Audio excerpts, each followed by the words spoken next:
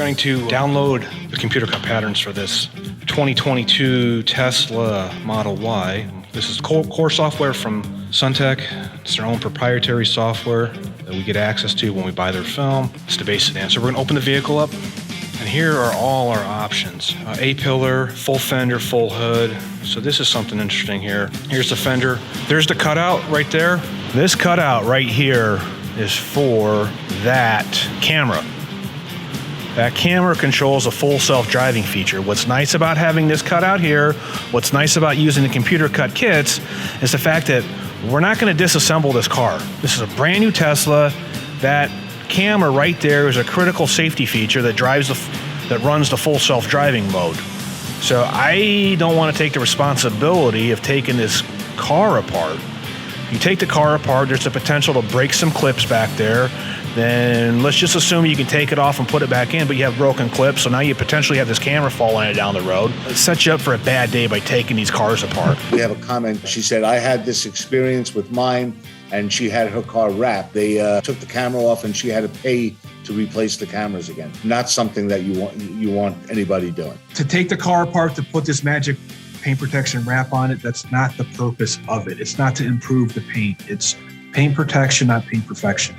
So we're going to make the film look really good for you. We're going to do the best job we possibly can. If there's ever an issue, I'm going to stand behind the work in my shop. This camera is not only the Sentry mode, but this is going to be part of the full self-driving feature of the vehicle. So I really don't feel comfortable taking this camera off the car.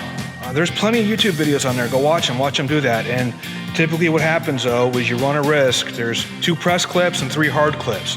One of those clips is going to break when that camera comes out. And then this has to be taken down. So, you run the risk of having this thing broken, which means it doesn't go back in. So if the shop's honest, they break it, they'll tell you, oh crap, we couldn't put it in.